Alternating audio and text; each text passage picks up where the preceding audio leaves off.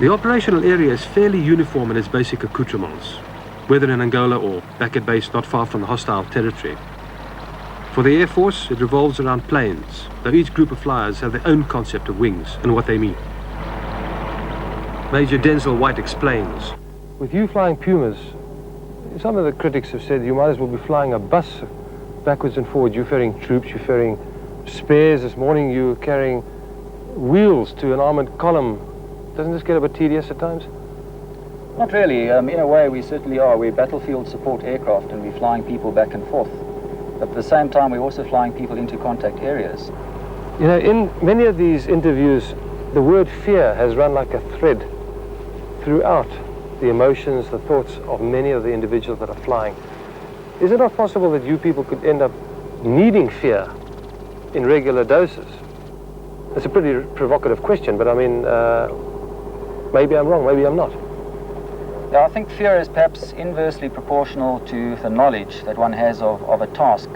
For instance, if we were flying and I got shot in the leg and I said to you, you take over the helicopter, your only chance of living is you getting us back safely. You would immediately have a sensation of fear because you're out of your depth, you're in a strange environment. While we're sitting in the cockpit and we have everything under control or seemingly under control, I don't think fear comes into it. It's more competence and training. But obviously there is a measure of excitement that... Have you ever been shot down?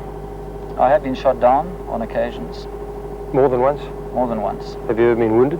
No. So you are probably more fortunate than some of your colleagues? Most definitely more fortunate than some. What does your wife think of this? I think the wives on the whole have a fairly raw deal because they kept out of the picture, you know, as opposed to the 8 to 5 businessman. He comes home and he discusses what he's done that day at work. For an Air Force pilot to come back home and say, well, we killed 52 today and captured 7. It's not really sundowner type conversation. So I think they're kept in the dark, and being kept in the dark is obviously a worry to them. They're not too sure exactly where you are or what you're doing all the time. When you get back from an operation like this, does it preclude you from mixing socially? Maybe a silly question, but does it preclude you from mixing socially with anybody but Air Force personnel? Can you slot yourself into society as it is in Johannesburg or Durban or Cape Town? Oh yes, I think so. I like to feel that I'm socially acceptable to my next door neighbours and we all get on very well and so on. Nevertheless, there is an affinity to your comrades, the people that you work with. Because of the nature of our work, there are certain things that we can only discuss amongst ourselves. Obviously it doesn't go any further. And as such, there is certainly an affinity for initially your squadron and then in a broader spectrum the Air Force and Defence Force. How do you see this type of work evolving over the next 3 or 4 years? Were this war to go on the way it's going on now? That's a very difficult question. It's. Don't you think the enemy would gain the measure of our capability and perhaps counter it?